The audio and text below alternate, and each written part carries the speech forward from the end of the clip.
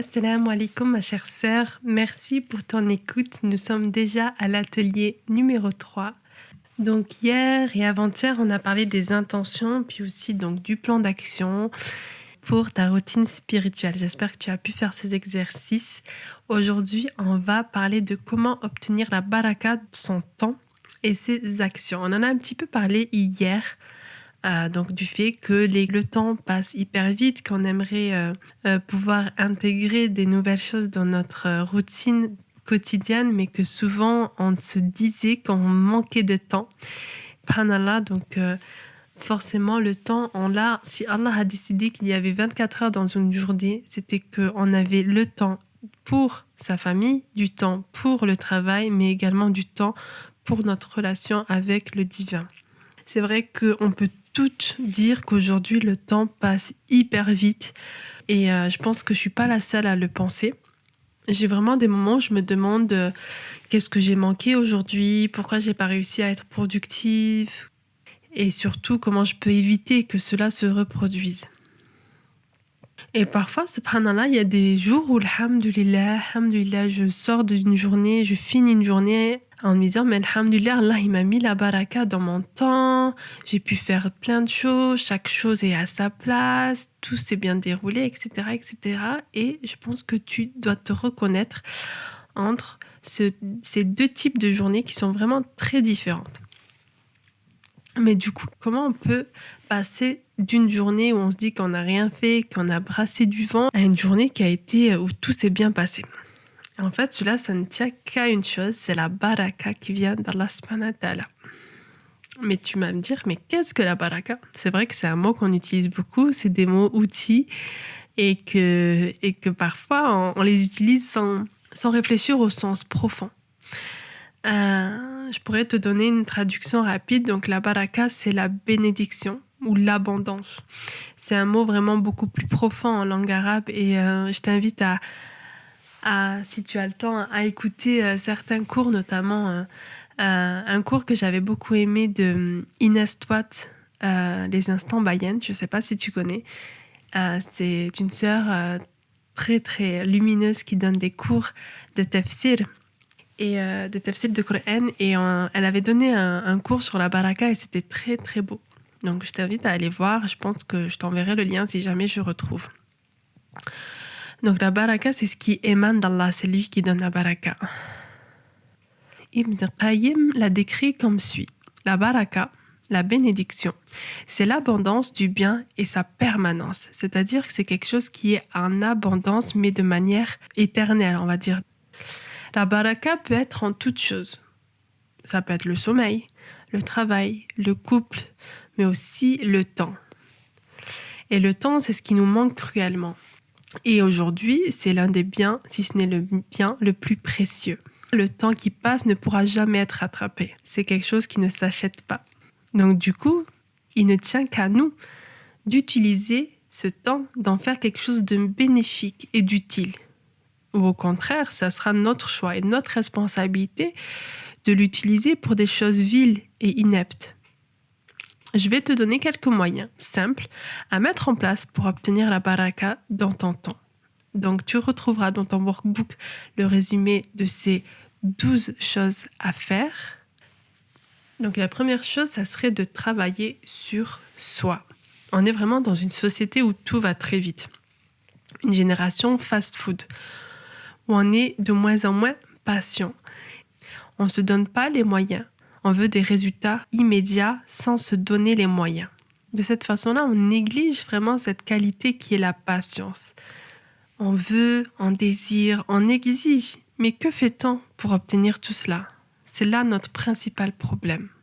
On pense être digne de recevoir alors qu'on est incapable de donner. Mais alors, que doit-on faire? La première, ce serait, je pense, d'apprendre et réformer son propre comportement. Bien sûr, tous ces conseils que je te donne, je les donne en premier à moi-même. Perfectionner ses adorations, se remettre en question constamment, donc l'introspection. Donc travailler sur soi, c'est faire un bilan aussi de soi. Il y a un hadith qui nous dit « Le meilleur des hommes est celui dont la vie est longue et dont les œuvres sont bonnes », rapporté par Tirmidhi. Ensuite, la deuxième chose à faire pour avoir plus de baraka, c'est bien entendu l'intention. L'intention, on l'a dit, c'est l'ingrédient indispensable à la réussite de toute action. C'est par elle que nos actes prennent de la valeur ou au contraire en sont dénués. Donc ne la négligeons pas, et ça, je le répète encore une fois, mais prenons le temps d'avoir des intentions sincères même pour chaque acte au quotidien. Donc je t'en ai parlé dans l'atelier numéro 1, que ce soit tes actes d'adoration ou tes actes du quotidien, tu peux vraiment transcender une action en un acte d'adoration. La troisième serait donc de faire des doha, des invocations. Il ne faut vraiment pas sous-estimer la puissance des invocations. Et c'est vraiment un pouvoir que Dieu nous a donné, celle de la prière. Donc la première chose à faire vraiment, c'est de demander à Allah de t'aider dans ton quotidien. C'est une chose que je fais régulièrement, surtout lorsque je me réveille en me disant « Subhanallah, la journée qui m'attend va être peut-être longue ». Fatigante, etc. Et je demande vraiment à Allah subhanahu wa ta'ala de m'aider à mettre de la baraka dans mon temps, de m'aider dans mes actions, que ce soit avec mes enfants, dans mon travail, etc. Et j'essaye de donner des phrases très détaillées. Non pas qu'Allah a besoin de détails, car Allah sait tout. C'est vraiment pour moi, pour extérioriser ce dont j'ai besoin et me connecter encore plus à Dieu et vraiment être assez précise pour que je puisse vraiment apaiser mon cœur et ressentir une connexion avec Allah subhanahu wa ta'ala. Et voilà, bien sûr, cette doha faire avec la certitude que Dieu nous entend, que Dieu nous écoute, que Dieu accepte cette doha et qu'il nous récompensera. Ensuite, la quatrième action serait de toujours rechercher la satisfaction de notre Seigneur, vraiment être dans une démarche de plaire à Dieu, d'avoir cet objectif qui est lié donc à ce cheminement spirituel. Nos objectifs ne peuvent pas être motivés uniquement par des recherches, par exemple, de bénéfices ici-bas, que ce soit gagner de l'argent, acquérir du savoir, etc. Car oui, peut-être on pourra obtenir ce que nous recherchons, ce que nous désirons ici-bas, mais nous n'en tirerons aucune bénédiction divine. Donc il ne faut pas oublier de recentrer sa vie vers Dieu et sa satisfaction. Et être toujours dans une démarche où je me demande, est-ce que ce que je fais plaît à Dieu ? La cinquième étape, ça serait de fixer des buts. Se fixer des buts, car il est important de s'organiser et d'avoir des objectifs à atteindre durant sa journée. C'est une des clés pour pas tomber dans l'insouciance et la procrastination. Moi, je trouve que commencer sa journée en ayant 2 voire 3 objectifs grand maximum, ça m'aide à passer à l'action, à me dire voilà, j'ai des choses à faire aujourd'hui et je vais les atteindre avec l'aide de Dieu. Et les journées où je me planifie rien, je peux me retrouver à rien faire tout simplement. Je te conseille même de fixer tes objectifs la veille de ta journée, notamment le soir, pour déjà décharger ton cerveau, voilà, avoir moins de charge mentale et être au clair avec toi-même avant de dormir. Et le matin, tu seras un peu plus motivé à dire « Ah oui, voilà, j'ai planifié 3 choses et je vais essayer de les atteindre. » Selon un célèbre hadith, le jour de la résurrection, personne ne bouge d'un pouce avant d'être questionné sur 4 points essentiels. Ces 4 points, c'est sur sa vie et la façon dont elle s'est déroulée, sur sa jeunesse et la façon dont il l'a utilisée, sur sa fortune, comment il l'a acquise et de quelle manière il l'a dépensée, et enfin sur son savoir et ce qu'il en a fait. Voilà, ça rejoint vraiment le hadith du prophète sallallahu alayhi wa sallam qui nous dit de faire attention à 5 choses avant 5 choses.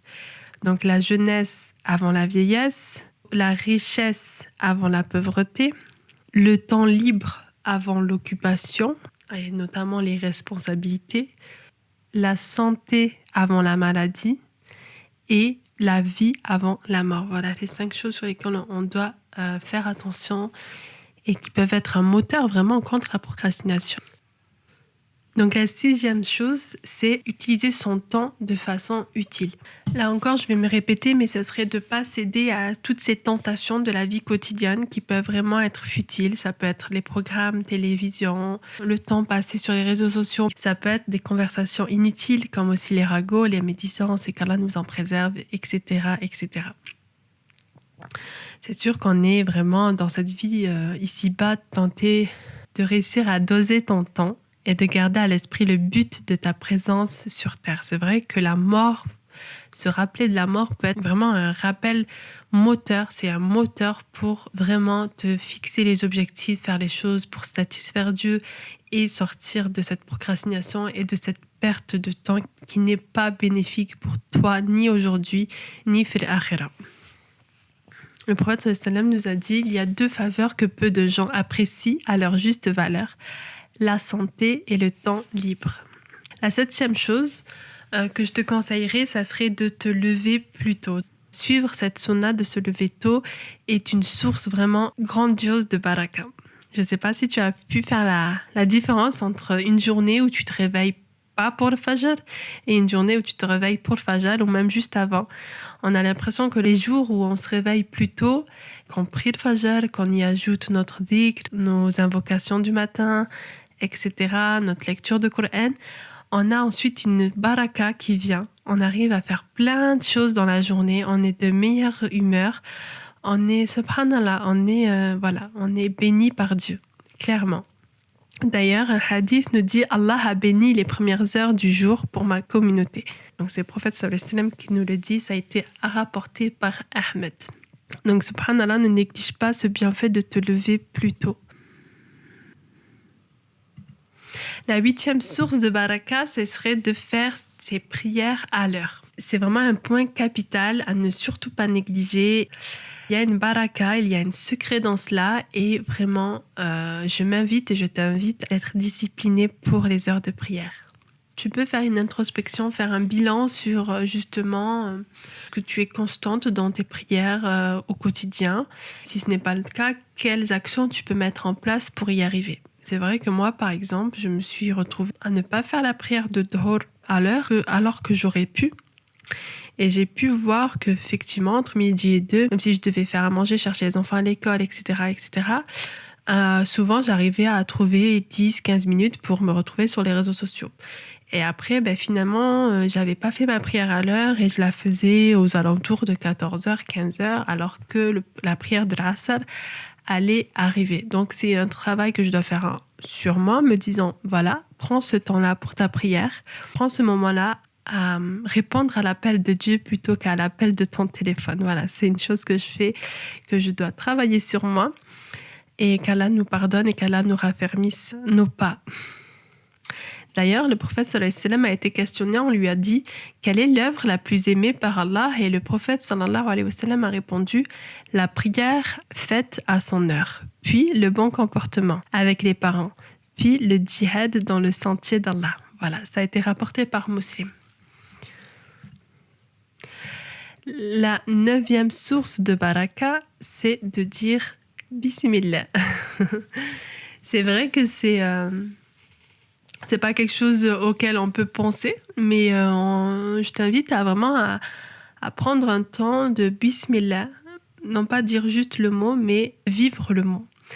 Que ça soit avant de faire une tâche, que ça soit avant de travailler, avant de faire ton ménage, avant de cuisiner, etc. Tu verras qu'il y a une baraka en remettant ce que l'on fait, non seulement avec la belle intention, mais en disant bismillah, ça apporte vraiment une pleine conscience, ça apporte une grâce, une abondance dans ce qui va suivre. Et pas me dire dans le groupe Telegram si tu as pu vraiment voir la différence entre un acte au quotidien où tu ne disais pas Bismillah et un acte où tu le disais avec pleine conscience.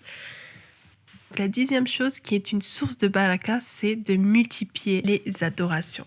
Selon Aïcha radiyallahu anha, le prophète sallallahu alayhi wa sallam priait durant la nuit jusqu'à fendiller la peau de ses pieds. Aïcha lui dit « Pourquoi fais-tu tout cela alors que Dieu t'a effectivement pardonné tes fautes passées et futures ?» Le prophète sallallahu alayhi wa sallam lui répondit « Ne serais-je pas dans ce cas un serviteur reconnaissant ?» Que ce soit dans la récitation ou l'écoute du Coran, dans la recherche du savoir, dans l'accomplissement de ses prières et autres actes d'adoration, il n'y a pas mieux que de bien utiliser son temps.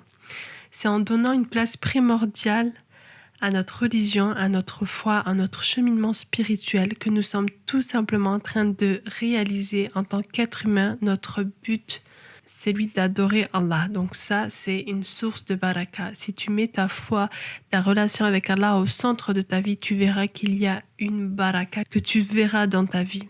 C'est vraiment une chose qui revient beaucoup des témoignages de savants, d'élèves, etc. Dès lors qu'ils ont placé au centre de leur vie Allah subhanahu wa ta'ala, il y a une baraka, que ce soit dans tous les enfants, l'éducation, l'argent. C'est vraiment une source de baraka.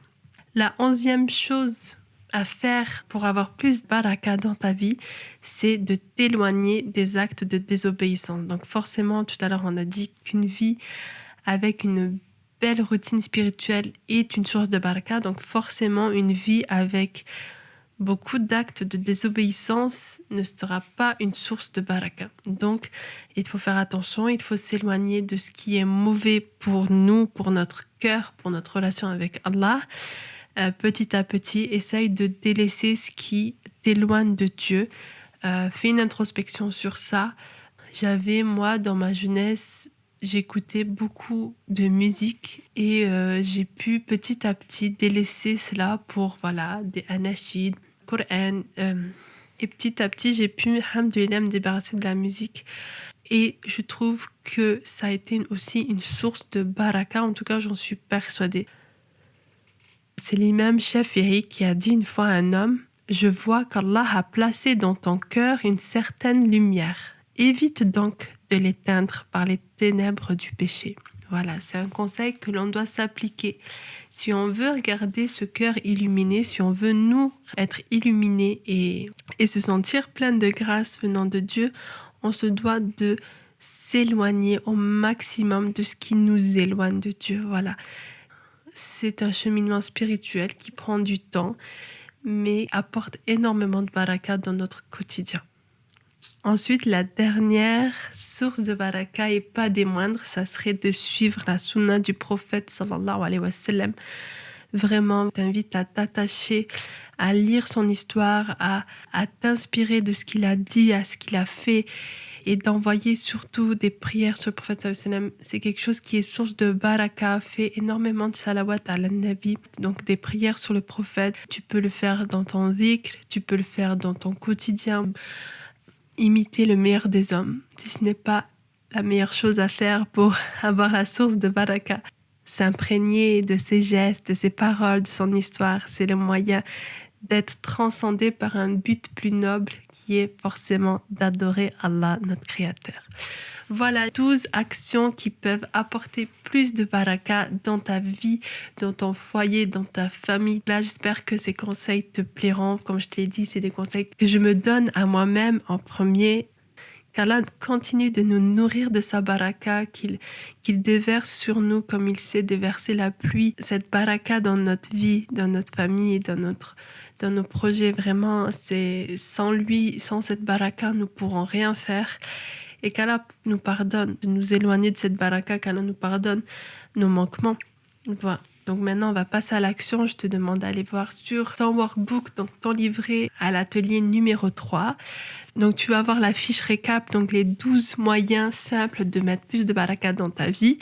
Ensuite, on va faire un petit bilan sur justement comment tu vois ta gestion du temps, comment ressens-tu la baraka dans ta vie. Tu devras te donner des notes, faire des précisions, donc que ce soit sur le spirituel, l'organisation, la santé, le couple, la famille. Ensuite, l'étape sera de changer les choses, donc poser des objectifs selon ces 5 domaines. Ensuite, on va pouvoir faire un bilan de ton dernier mois de Ramadan, donc le mois de l'année dernière. Et on va diviser en 5 parties. Donc, il y a la partie spirituelle. Donc là, c'est lié à ta routine spirituelle. Ensuite, ta santé, donc lié à ta fatigue, ton stress, tes maux de tête, etc. Les activités physiques, l'alimentation, bien évidemment. Ensuite, il y aura le domaine de l'organisation, de ta gestion des tâches au quotidien, que ce soit le ménage, les courses, le travail. Ensuite, il y aura la partie, si tu es maman, des enfants, comment tu as géré les activités avec les enfants, est-ce qu'il y a eu des disputes, etc. Le temps de qualité que tu as pu donner à tes enfants. Et ensuite, donc, la partie couple, si tu es marié, donc le temps de qualité, activité que tu as eue avec ton couple, etc. Si tu n'es pas marié, tu peux remplacer couple et enfant par famille, donc ton lien avec ta famille, tes amis, etc. C'est très bien aussi et c'est très important. Donc, je te demande de noter donc, sur 10, de te donner une note sur le mois de Ramadan de l'année dernière et de donner des précisions. Par exemple, ma note sur la famille, j'aurais pu mettre 7 sur 10. Ou l'année dernière, j'ai pu introduire une routine, c'est que chaque soir, après le ftour, on prenait un temps de qualité, mon époux et moi, avec notre fils, où on lui apprenait un verset par jour, où on pouvait parler de Dieu, et mon fils recevait sa petite récompense du jour. Donc c'était peut-être, un chocolat avec... j'avais préparé aussi des petites cartes que j'avais plastifié, je crois que c'était sur les poissons, et comme il aimait beaucoup les poissons à cette période-là, donc tous les jours il recevait une carte plastifiée en couleur avec un poisson original, et il était trop content, et c'était un bon moment qu'on a pu passer, un moment de qualité, et ça j'avais beaucoup aimé, et j'aimerais donc le reproduire cette année encore. Donc ça c'est le point positif. Donc voilà, pour des précisions à donner. Ensuite, à l'étape numéro 2, on va essayer de changer les choses. C'est-à-dire qu'une fois que tu as fait le bilan, maintenant tu peux voir un petit peu qu'est-ce qui a amélioré finalement dans ton Ramadan. Donc à toi de te donner des objectifs que tu souhaites atteindre pour ce prochain mois de Ramadan. Donc mets des objectifs qui te tiennent à cœur et qui t'inspirent, comme on l'a dit. Tu peux en mettre un seul par domaine, donc spirituel, organisation, santé, couple, famille, ou plusieurs si tu le sens, mais au moins un par domaine, c'est très bien. Comme je t'ai expliqué, essaye vraiment d'être assez détaillé. Par exemple, sur la routine spirituelle, ton objectif numéro 1, ça va être par exemple de faire du dhikr, mais essaye de détailler en disant j'aimerais faire 3 minutes tous les jours avant chaque prière, donc 3 minutes sur les 5 prières quotidiennes à faire du dhikr. Tu peux même aller plus loin, détailler quelle formule de dhikr tu voudrais utiliser, tu peux te les noter, et ou le nombre de formules que tu vas répéter, 10 fois, 100 fois, 1000 fois, c'est comme tu veux. Essaye d'être assez précise. Pourquoi ? Parce que ça va t'aider à encore plus te projeter, à avoir un engagement plus fort et vraiment placer l'action dans ton quotidien. T'imaginer en train de le faire. Qu'elle te facilite dans cela. Je pense avoir tout dit pour cet atelier. N'hésite pas. Si tu as des questions, il y a le groupe Telegram. On peut en discuter, on peut échanger, on peut se motiver. Je te dis à demain pour parler d'un pilier important pour le mois de Ramadan. Donc, c'est le Coran, effectivement, et comment donc instaurer cette nouvelle habitude pendant le mois de Ramadan et bien sûr pendant ce mois de Sha'ban. Je te remercie pour ton écoute. Prie Dieu qu'il continue de t'illuminer, de te bénir, de te combler de ses bienfaits, et je te dis à demain. Assalamu alaikum wa rahmatullahi wa barakatuhu.